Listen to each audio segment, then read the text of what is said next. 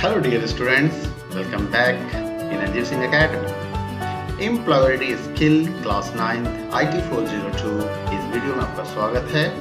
Unit 1 communication skills के बारे में बात कर रहे थे। अभी हमने देखा था कि इंट्रोडक्शन ऑफ कम्युनिकेशन के बारे में हमने सीखा था पार्ट 1 में, सेशन 1 के अंदर। सेशन 2 के अंदर हमने बात किया था वर्बल कम्युनिकेशन के बारे में।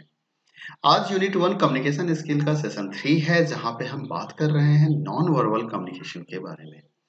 देखिए, वर्बल कम्युनिकेशंस जो है वो वर्ड बेस्ड होते हैं, वोकेबुलरी बेस्ड होते हैं। आपको वहां पे प्रॉपर वर्ड्स का इस्तेमाल करना होता है।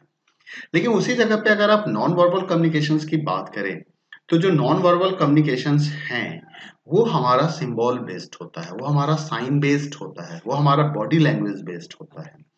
तो non verbal communication means sending message to others without using any words. बिना किसी वर्ड के अगर आप किसी को कोई मैसेज भेज रहे हैं तो उसे हम नॉन वर्बल कम्युनिकेशन कहते हैं। वी सेंड सिग्नल्स, हम मैसेज कर सकते, किस फॉर्म में मैसेज कर सकते हैं? हम सिग्नल्स भेज सकते हैं, हम मैसेजेस भेज सकते हैं। कैसे? Through expression. आप कैसे भेजोगे? आप एक्सप्रेशंस की मदद से भेजोगे। आप कैसे भेज रहे हो? आप एक्सप्रेशंस की मदद से भेज रहे हो, आप गेस्चर्स की मदद से भेज रहे हो, आप अपने बॉडी पोस्चर्स की मदद से भेज रहे हो। जैसा कि आप देख सकते हो इस फिगर के अंदर में कि नॉन वर्बल कम्युनिकेशंस की अगर हम बात करें तो they are different way, they are different methods through which you can communicate with the other. आप अलग अलग तरीके से मैसेज को भेज सकते हो। आप एक्सप्रेशंस, आप बॉडी एक्सप्रेशंस शो कर सकते हो, आप स्माइली दे सकते हो, आप सैड फेशियल एक्सप्रेशन दिखा सकते हो, आप एंग्री हो सकते हो। पोस्चर्स आपका अलग अलग, बॉडी लैंग्वेज अलग अलग हो सकता है, आप अलग अलग बॉडी के बिहेवियर्स को चेंज कर सकते हो, आपके गेस्चर्स अलग हो सकते हैं। आप टचिंग से भी मैसेज दे सकते हैं, किसी को हम सॉफ्ट टच करते हैं, किसी को हम हार्ड टच करते हैं। स्पेस, हमारे आपके बीच के जो डिफरेंस होते हैं, जब हम बात कर रहे होते हैं तो एक सर्टेन गैप मेंटेन किया जाता है। Eye contact and paralanguage, इन सब के बारे में भी हम जानेंगे कि ये क्या होते हैं, इसका क्या मतलब है। अब पहले हम समझें कि आखिर नॉन वर्बल कम्युनिकेशंस के क्या इंपॉर्टेंस है और क्या वर्बल कम्युनिकेशन में हमें वो इंपॉर्टेंस नहीं दिख रहे थे, रियली नहीं दिख रहे थे। जैसा कि वर्बल कम्युनिकेशन में हमने आपको बताया था कि अगर आप प्रॉपर वर्ड्स का यूज नहीं कर रहे हो, प्रॉपर सेंटेंस का इस्तेमाल नहीं कर रहे हो, तो आपका जो कम्युनिकेशन है वो या तो अधूरा रह जाएगा या स्पष्ट नहीं होगा। जो मैसेज आप पास करना चाह रहे हो वो मैसेज पास नहीं हो पाएगा।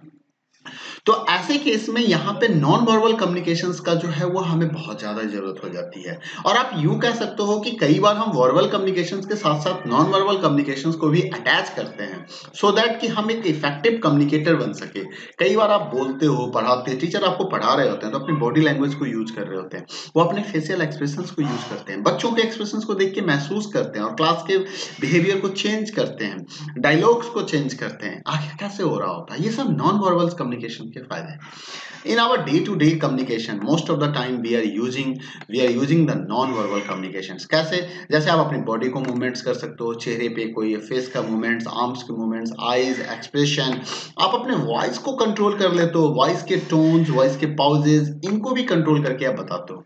एक ऑब्जर्वेशंस है, जो मेथड्स ऑफ कम्युनिकेशंस को देखा गया है, यहाँ पे ये देखा गया है कि सिर्फ 10% जो है कम्युनिकेशन वो वर्बल कम्युनिकेशंस के थ्रू हो रहा होता है, यानी कि थ्रू वर्ड्स हो रहे होते हैं। रेस्ट जो 90% कम्युनिकेशंस है वो नॉन वर्बल कम्युनिकेशंस के थ्रू हो रहे होते हैं। वो या तो नॉन वर्बल कम्युनिकेशंस डायरेक्ट हो रहा होता है वॉइस कंट्रोल के थ्रू, या वो विजुअल या नॉन वर्बल होता है। 55% कंट्रीब्यूशन जो है वो डन होता है थ्रू एक्सप्रेशन, मूवमेंट और पिक्चर्स के थ्रू, जो आप इस ग्राफ में देख सकते हैं। आपको इस पाई चार्ट्स के अंदर आप ध्यान से देख सकते हो कि एक्सप्रेशन, मूवमेंट्स और पिक्चर्स का रोल कितना है, 55%। वॉइस कंट्रोल कितना है, 35%। एंड वर्ड्स का कितना यूज हो रहा है, मात्र 10% हो रहा है। तो इस चीज को आप समझ सकते हो कि through this figure you can easily जज, आप आसानी से पता कर सकते हो कि what is the importance of non verbal communication. It has some advantages. Non-verbal communication makes our message stronger. The first advantage is this कि आपके मैसेज स्ट्रॉन्गर बन जाते हैं यहाँ पे नॉन वर्बल कम्युनिकेशन से।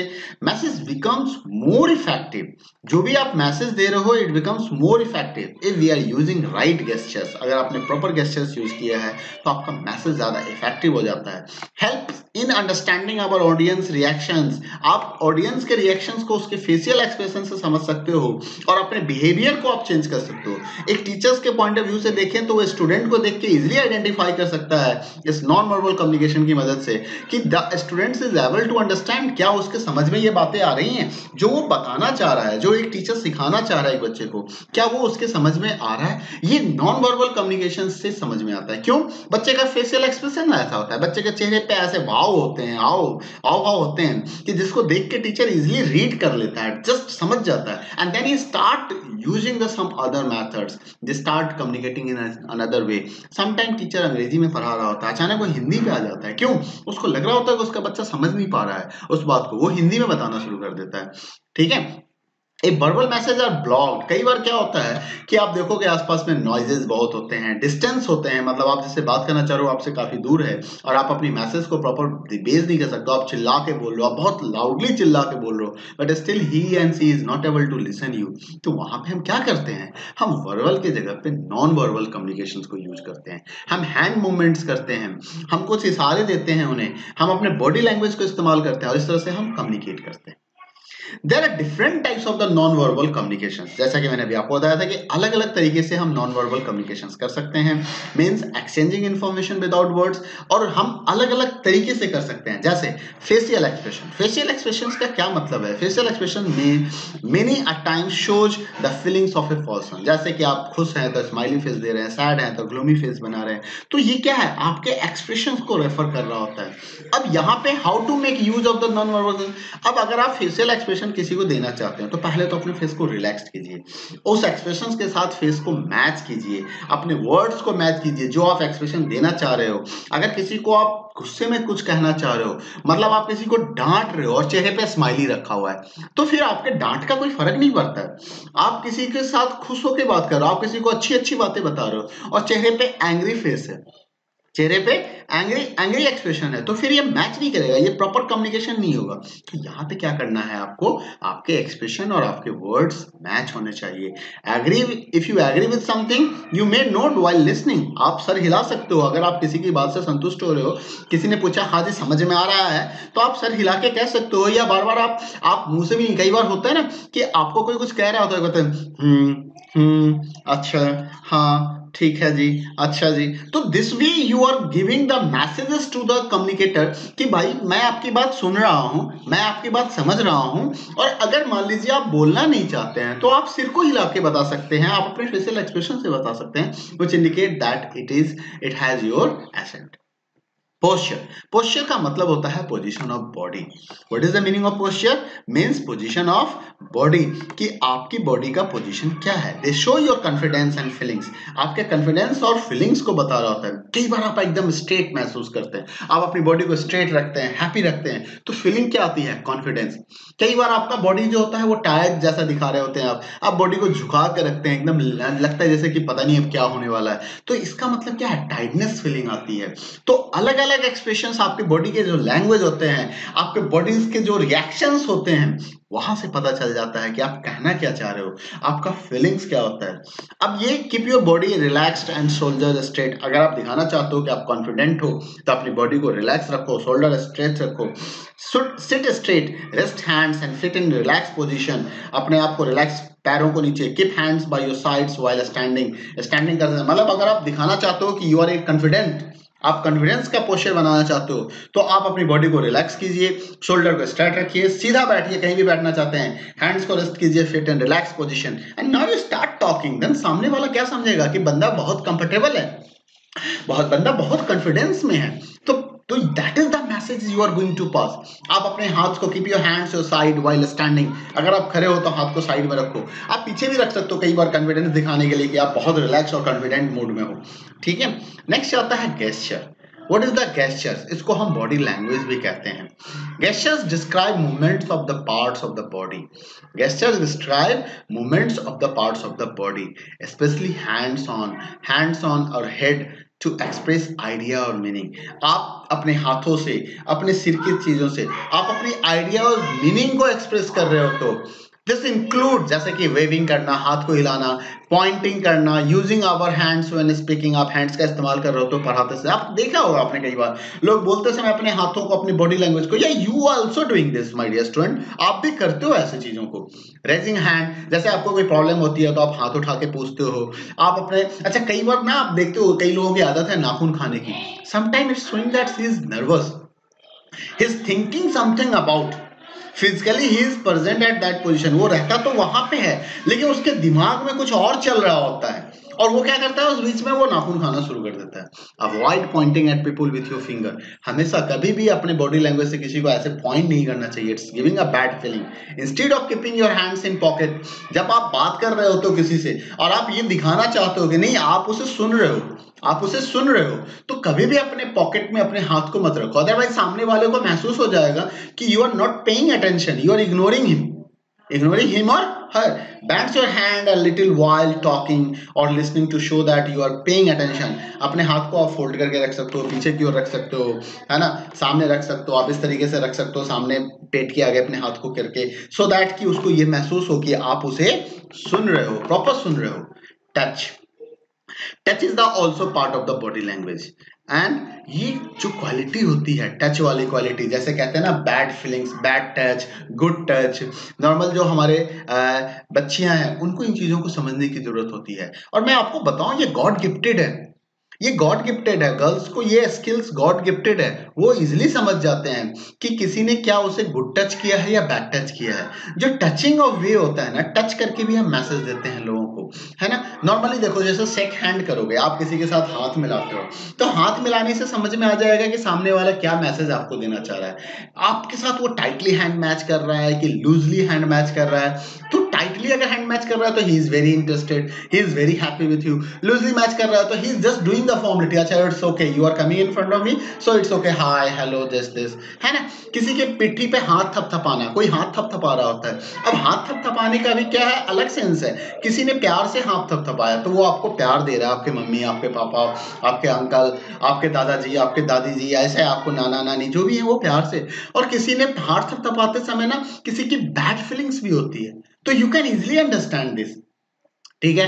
A firm handshake shows confidence, sports coaches PAT on the back of the players. अच्छा sports क्या करता है, थपथपाते हैं, या good, keep it up, very good, बहुत अच्छा काम किया है तुमने, है ना। और आप इजिली आइडेंटिफाई कर सकते हो, तो touch is the also the part of the body language. अब कहता है कि हाथ मिलाते समय आसानी, आराम से हाथ मिलाओ, ना तो बहुत ज्यादा आप कॉन्फिडेंट शो करो, ना तो अपने आप में घमंड दिखाओ, क्योंकि आपने बहुत जोर से अगर सामने वाले को हाथ को दबाया ना तो उससे ये समझ में आएगा कि जो आप हैं वो आप काफी घमंड महसूस कर रहे हो अपने अंदर में।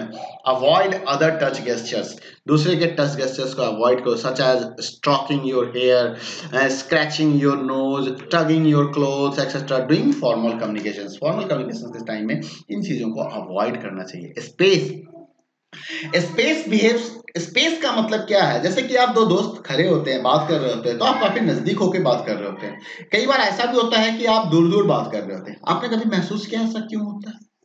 हर किसी का एक प्राइवेसी स्पेस एरिया होता है, प्राइवेसी एरिया होता है। तो हम अगर सामने वाले को हम अपने प्राइवेसी एरिया में अलाउ करना चाहते हैं, तो हमें लगता है अगर हम उसके ज्यादा नजदीक हैं तो हम उसको अलाउ कर देते हैं कि वो मेरे नजदीक आ सकता है। कई बार क्या होगा कि उसका प्राइवेसी एरिया होता है, आप अगर उसके नजदीक जाओगे तो वो आपसे दूर जाएगा, इसको प्राइवेसी एरिया कहते हैं। तो कहते हैं कि दो पीपल्स आपस में जब कम्युनिकेट कर रहे होते हैं तो वो कितने क्लोज हैं, वो कितने एक दूसरे से घुले मिले हुए हैं, ये स्पेस डिटरमाइन कर सकता है। हम देख के दूर से ही बता सकते हैं कि वो क्लोजली फ्रेंड्स हैं या क्लोजली फ्रेंड नहीं है, वो एक दूसरे को जानते हैं या नहीं जानते हैं। कहता है कि जब कभी भी आप किसी से बात करते हो तो एक प्रॉपर स्पेस को मेंटेन करो, और नॉर्मली ये डिपेंड करता है रिलेशनशिप्स पे, फॉर्मल, इनफॉर्मल, क्लोजनेस। अब बॉस के साथ जब आप बात करोगे तो आपको एक सर्टेन डिस्टेंस मेंटेन करना होता है। टीचर्स के साथ आप जब बात कर रहे हैं या टीचर स्टूडेंट के साथ जब बात कर रहे हैं तो एक सर्टेन गैप मेंटेन होना चाहिए। हाँ ठीक है, मम्मी अपने बेटे से या मम्मी अपनी बेटी से बात कर रही है तो वो क्लोज होकर भी बात कर सकते हैं, कहीं कोई प्रॉब्लम नहीं है।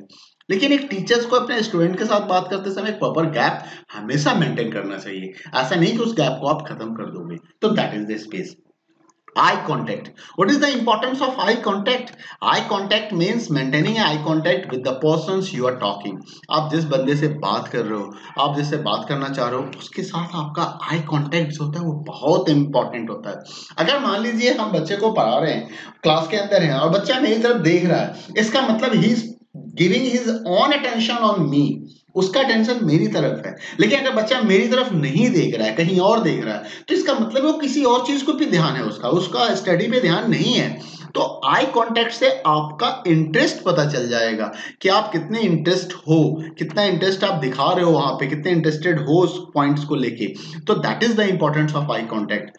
Whereas looking away can make the other person feel ignored. आपसे कोई बात कर रहा है और आप किसी और तरफ देख रहे हो, कहीं और देख रहे हो, आप किसी को समझाने की कोशिश कर रहे हो, वो अपने पैरों की ओर देख रहा है, वो दाईं तरफ देख रहा है, वो बाईं तरफ देख रहा है, तो इसका मतलब है वो आपको इग्नोर कर रहा है। Look at the person who is speaking. आप जब भी कभी भी, प्रॉपर कम्युनिकेशन का तरीका है, अगर कोई आपसे बात कर रहा है तो आप उसकी तरफ देखो, आप अपने आप को रिलैक्स महसूस करो, चेहरे पे स्माइली फेस रखो, प्लीजेंट लुक रखो, break and look every few seconds, हर एक चीजों को ऑब्जर्व करो, हर एक चीजों को देखो, है ना, हर चीजों को टुकड़ों में भी आप देख सकते हो। तो इन चीजों का आपको क्या करना है, यहाँ पे ध्यान रखना है।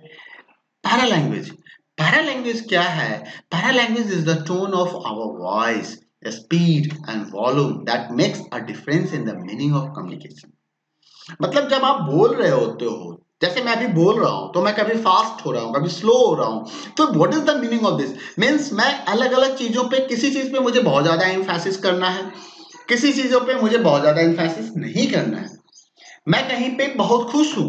अब देखो, जब आप बहुत खुश होते हो तो आप बहुत तेज चिल्लाते हो, बहुत तेज चिल्लाते हो। जब आप नाराज होते हो तो आपकी आवाज कम हो जाती है, आपकी वॉल्यूम कम हो जाती है। दैट इज कॉल्ड पैरालैंग्वेज, इसी को हम पैरालैंग्वेज कहते हैं। कहता क्या है कि स्पीकिंग टू फास्ट में शो एक्साइटमेंट, समटाइम नर्वसनेस भी हो सकता है, जोर से चिल्लाना, गुस्से में चिल्लाना, और समटाइम खुशी से भी हम चिल्लाते हैं। शोइंग द स्लो, मतलब आप अच्छा महसूस नहीं कर रहे हो, आप बीमार हो, आप इसलिए स्लो बोल रहे हो, आप सीरियस हो इसलिए आप स्लो बोल रहे हो, किसी चीज को आप पॉइंट आउट करना चाहते हो इसलिए आप स्लो बोल रहे हो। तो इन चीजों का ध्यान रखना है। तो that is the para language. Now you understand what is the meaning of para language? Means the tone of our voice and speed. Use proper tone and volume, आपको एक प्रॉपर टोन और वॉल्यूम यूज करना चाहिए जब भी आप बोल रहे हो। तो moderate rate of speed of talking, कभी आप फास्ट कभी आप स्लो, आपको एक प्रॉपर स्पीड को मेंटेन करना होगा। तो this is about the non verbal communication. Non verbal communication में अभी तक मैंने बॉडी की बात की, कुछ और भी नॉन वर्बल कम्युनिकेशन के पार्ट्स होते हैं जिसको हम विजुअल कम्युनिकेशन कहते हैं। विजुअल कम्युनिकेशन का मतलब क्या है कि means I am not going to show any body language, I am going to show you a picture. मैं आपको कोई पिक्चर दिखा के कुछ बताना चाहता हूं, मैं कोई मैसेज देना चाहता हूं, but message is not given in the words, in the form of the words, message is not given in the form of the any body language, any symbols. मैं कुछ यहाँ तो चेहरे का एक्सप्रेशन या कुछ भी नहीं दिखाना चाह रहा हूँ, बट मैं आपको एक पिक्स दिखा के, एक इमेज दिखा के आपको ये इंफॉर्मेशन या कम्युनिकेशन करना चाह रहा हूँ, आपके बीच में आपको बताना चाह रहा हूँ कि ये क्या है और क्या नहीं है। Another important method of communication is the visual communication. This is the most important communication which involves sending and understanding messages only। आप स्माइली फेस भेज के आप बता, कई बार आप चैट करते हो, आप अपना स्माइली फिगर भेज देते हो, आप किसी को स्माइली इमोजी भेजते हो, कोई सैड इमोजी भेजता है, कोई क्राइंग इमोजी भेजता है, कोई लव इमोजी भेजता है। तो क्या है, that is giving the different types of the messages to you। The main advantage of this types of communication is that you do not need to know any particular language for understanding। Message के लिए यहाँ पे किसी, अगर आप text के through कोई message दे रहे हो ना, तो किसी लैंग्वेज की जरूरत नहीं है। यहाँ पे किसी लैंग्वेज की जरूरत नहीं है, मतलब आप लैंग्वेज डिपेंडेंट हो ही नहीं, आप वर्ड डिपेंडेंट हो ही नहीं, आप वोकैबुलरी डिपेंडेंट हो ही नहीं। It is simple, easy to understand and remain same across different places. Picture का मीनिंग सभी जगहों पे एक जैसा ही होता है। अगर मैं उसी पिक्चर्स को कहीं भी दिखाऊं, चाहे मैं नॉर्थ में जाऊं या मैं साउथ में जाऊं या मैं ईस्ट में जाऊं या मैं वेस्ट में जाऊं या मैं सेंट्रल में आ जाऊं, किसी भी इंडिया के या वर्ल्ड के किसी भी कोने में जाओ, पिक्चर्स का मीनिंग हमेशा वही होता है। It is simple. Now I will show you some figures here, some common types of the visual communications मैं आपको यहाँ पे दिखा रहा हूँ। क्या है देखिए, some common types of the visual, जैसे कि विजुअल कम्युनिकेशन मतलब एक्सचेंजिंग इंफॉर्मेशन थ्रू इमेजेस। ये मैंने एक पिक्चर्स लिया है यहाँ पे, रोड सिंबल्स का, ट्रैफिक सिंबल्स का। ट्रैफिक सिंबल्स के अलग अलग मीनिंग है। ट्रैफिक लाइट्स के रेड का मतलब स्टॉप, येलो का मतलब वेट एंड ग्रीन का ग्रीन फॉर गो, ये अलग अलग मीनिंग है। जैसे ये लिखा हुआ है नो स्टॉपिंग, मतलब आपको रुकना नहीं है, कोई लेफ्ट टर्न नहीं ले सकते हो, राइट टर्न नहीं ले सकते हो। मैक्सिमम हाइट ये है, मैक्सिमम हाइट यहाँ पे ये बताया जा रहा है कितना से इतना मीटर, ये मैक्सिमम विड्थ बताया जा रहा है। यहाँ पे देखिए मैक्सिमम स्पीड आपको बताया जा रहा होता है, नेशनल स्पीड लिमिट बताया जा रहा है यहाँ पे। शेयर्ड साइकिल है, क्या है सेग्रीगेटेड साइकिल, सेग्रीगेटेड साइकिल देखिए बता रहा है, साइकिल का अलग पाथ है, पैदल वालों का अलग पाथ है, साइकिल और पैदल वाले एक साथ चल सकते हैं, है ना। कितना entering 20 kilometre per hour speed से, मैक्सिमम वेट कितना ले जा सकते हो। तो ये no parking, no passing, no through road, parking का एरिया हो गया, एसओएस पॉइंट है यहाँ पे, एस्केप लाइन है, एस्केप लेन है, तो ये आप दिख रहा है आपको यहाँ से। तो this symbols are passing the message. कई बार आप कहीं ऑफिस में जाते हो, कहीं सिनेमा हॉल में जाते हो, मॉल में जाते हो, तो washrooms are there, but there are two different symbols are there. This is ladies washroom, this is the gents washroom, gents toilet, है ना। रेलवे क्रॉसिंग को दिखाने के लिए हम सिंबल यूज करते हैं। कोई इनफ्लेमेबल सब्सटेंसेज हैं, ज्वलनशील, अत्यधिक ज्वलनशील सामान है, तो वहां पे भी आग का सीन दिखाया जाता है। स्लिपरी सरफेस है, कहीं पे स्लिपिंग है, आप स्लिप कर सकते हो, तो उसके बारे में बताया जाता है। वीडियो के केस में देख सकते हो ना, आप कंप्यूटर पे जब वीडियो प्ले करते हो तो देखो एक बटन्स होते हैं, बटन में क्या होता है, कुछ लिखा हुआ नहीं होता है, वहां पे क्या होता है, कुछ सिंबल्स होते हैं। प्ले का बटन है, पाउज का बटन है, फॉरवर्ड का बटन है, स्टॉप का बटन है, तो ये सारे सिंबल्स हम यूज कर रहे होते हैं। तो we are using the visual symbols to communicate with you. Sign for the no smoking zone का अलग से होता है। जैसे आप देखो ये क्लीनिंग एरिया का, work area, keep your area clean. अब इस फिगर को देख के ही समझ में आ जाएगा कि आपको क्या करना है। इस फिगर को देख के ही आप समझ जा रहे हो कि आपको क्या करना है, कि लिटर्स को अलग अलग नहीं डालना है, डस्टबिन में डालना है। यहाँ पे देख के समझ में आ जा रहा है कि आपको क्या करना है, डस्टबिन में डालना है इसको। तो that is the message you are getting through the visual communications. तो ये तो रहा आपका नॉन वर्बल कम्युनिकेशंस के बारे में। नेक्स्ट वीडियो में अब हम इस राइटिंग स्किल्स के बारे में बात करेंगे, पार्ट ऑफ स्पीच के बारे में बात करेंगे। तब तक के लिए आप एंजॉय कीजिए। उम्मीद करता हूं कि आपको वीडियो पसंद आया होगा, तो लाइक कर दीजिए, शेयर कर दीजिए, और चैनल को सब्सक्राइब नहीं किया है तो सब्सक्राइब कर दीजिए। Thank you, thanks for watching, bye bye.